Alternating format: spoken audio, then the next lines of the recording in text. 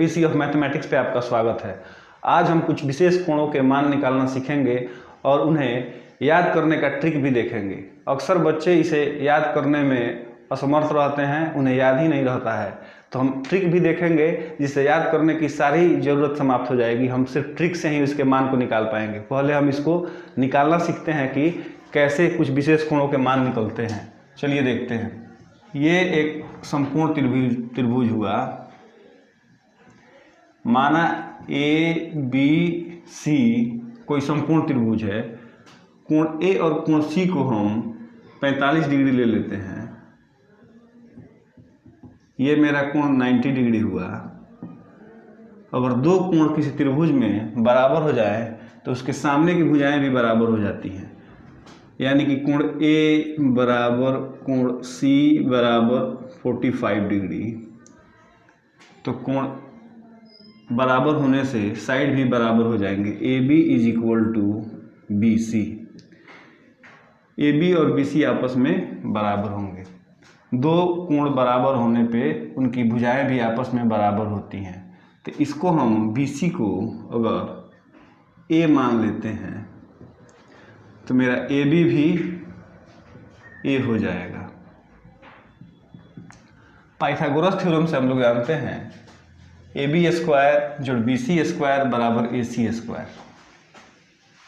AB square जोड़ BC square बराबर AC square.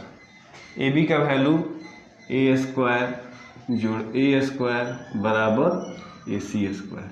A square जुट के 2A स्क्वायर हुआ।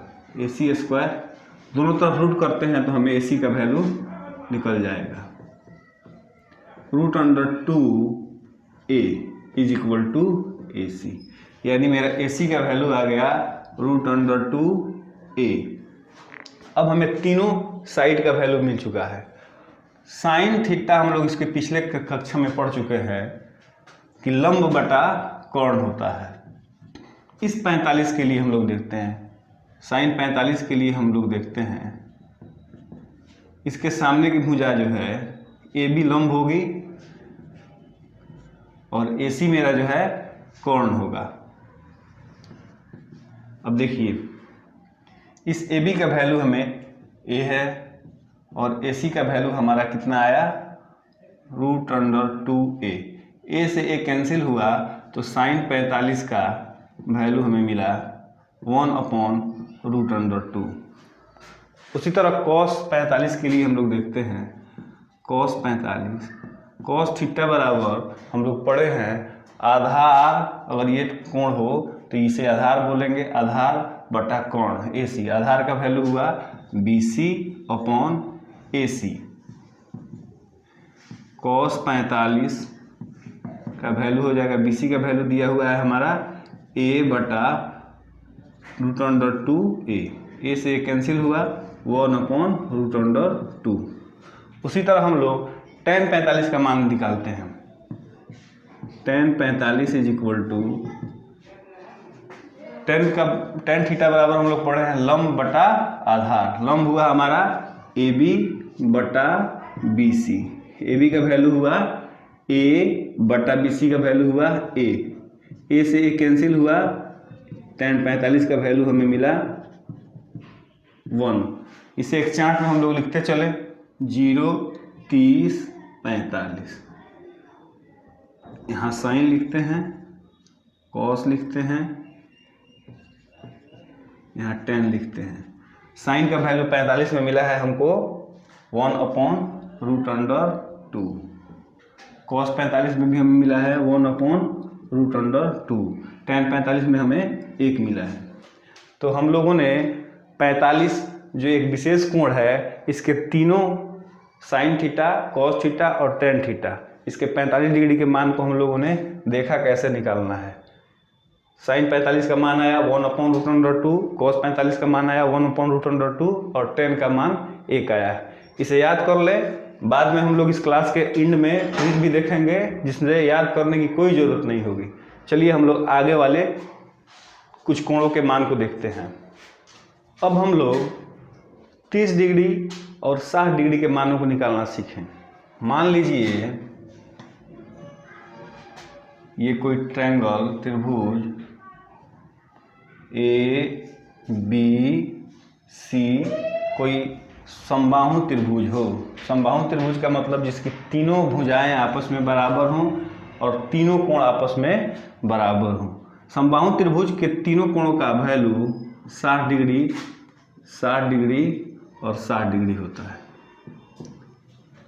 अब ए से इस BC पे कोई लंब डालते हैं। ए से जब हम BC पे लंब डालेंगे तो BC को ये AD समद्विभाजित करेगा। आप लोग जानते हैं इस बात को, नहीं जानते हैं तो इसे समझ लें। जब भी कोई समकोण त्रिभुज के लंब से आधार पे, समकोण त्रिभुज के शीर्ष से आधार पे लंब डाला जाता है तो आधार को वह दो भागों में बांट देता है और इस कोण को भी समद्विभाजित करता है। ये कोण अगर पूरा 60 डिग्री है तो इसको समद्विभाजित किया जाएगा तो ये अब 30-30 बन जाएगा। ये हुआ 30 और ये भी हुआ 30। तो हम मान लेते हैं इसकी सारी भुजाएं आपस में बराबर हैं, तो इस BC का वैल्यू 2a हुआ, उसी तरह इस AB का वैल्यू 2a हुआ, इस AC का वैल्यू 2a हुआ। जब ये पूरा 2a हुआ BC तो BD इसका आधा हुआ a, ये भी मेरा a हुआ।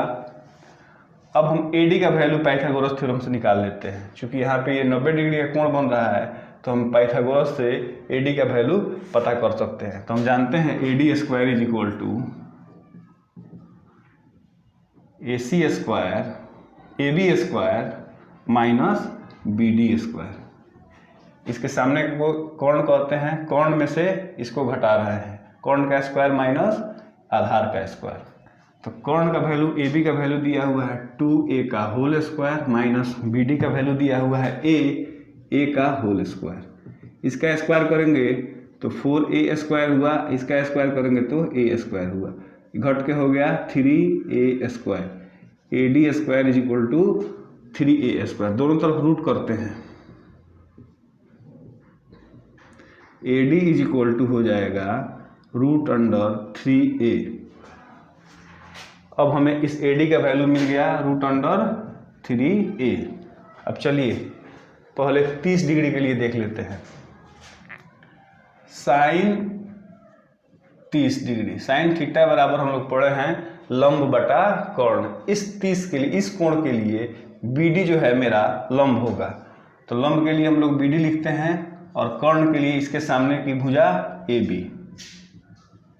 तो इसका वैल्यू हो गया, BD का वैल्यू मेरा आया root under 3a upon AC का, AB का वैल्यू मेरा आया 2a। a से a मेरा कैंसिल हुआ, ये हो गया रूट अंडर 3/2। इस बात को आप लोग समझे होंगे। अब चलिए हम लोग साइन थीटा का वैल्यू निकालते हैं। साइन थीटा का मतलब 30 डिग्री का हम लोग पहले वैल्यू इस कोण के लिए देखते हैं। साइन 30 का वैल्यू निकालते हैं। साइन 30, साइन थीटा बराबर हम लोग पढ़े हुए हैं लंब बटा कर्ण। लंब जो है मेरा BD हुआ, लंब उसे बोलते हैं, थीटा के सामने वाली भुजा को लंब बोलते हैं, और कर्ण के लिए इस 90 की सामने वाली भुजा को कर्ण बोलेंगे AB। BD का वैल्यू मेरा निकला है a और AB का वैल्यू है 2a। a से a कैंसिल हुआ, 1/2।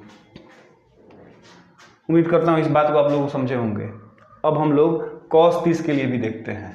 cos 30, cos का वैल्यू हम लोग पढ़े हुए हैं आधार बटा कर्ण। तो आधार इस 30 के लिए मेरा आधार जो है AD हो जाएगा, AD, और कर्ण मेरा हुआ AB। AD का वैल्यू हुआ root under 3a upon AB का वैल्यू हुआ 2a। a से a कैंसिल हुआ, रूट अंडर 3/2। उसी तरह हम लोग tan 30 का वैल्यू निकालते हैं। tan थीटा बराबर होता है, इसके लिए ये लंब होगा और ये आधार होगा।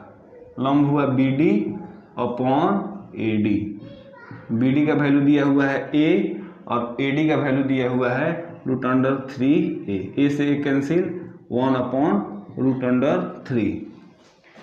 इन सारे मानों को इस चार्ट में लिख के देखते हैं। 30 के लिए साइन का वैल्यू मेरा आया है 1/2, कॉस का वैल्यू आया है रूट अंडर 3/2 और tan का वैल्यू आया है 1/√3। इसके पहले 45 में हम लोग देखे थे 1/√2। 45 का वैल्यू आया था साइन में, cos का वैल्यू आया था 1/√2 और tan का वैल्यू आया था 1। चलिए हम लोग अब 60 डिग्री के वैल्यू को निकालना देखते हैं। पहले हम लोग साइन 60 का वैल्यू निकालते हैं। साइन 60 इस 60 के लिए मेरा AD जो है लंब का काम करेगा। AD मेरा लंब होगा, तो इसका साइन का वैल्यू होता है लंब बटा कर्ण, AD बटा AB। AD मेरा निकला हुआ है √3a और AB का वैल्यू है 2a। a से कैंसिल हुआ, इसका वैल्यू आ गया √3/2। उसी तरह cos 60 के लिए हम लोग देखते हैं आधार बटा कर्ण। इस 60 के लिए BD मेरा आधार होगा, BD/AB। BD का वैल्यू आ गया a और AB का वैल्यू है 2a।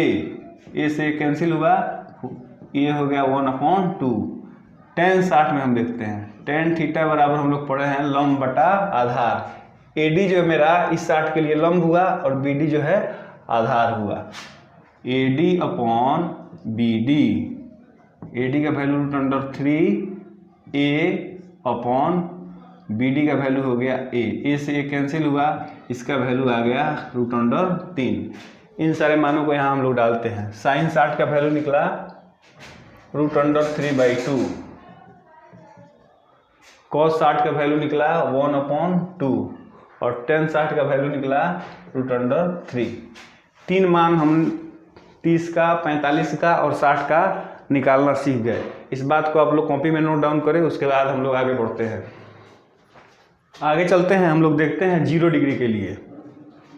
अब 0 डिग्री के लिए हम लोग इस 3 जो चित्र बनाए गए हैं इन पर विचार करना है।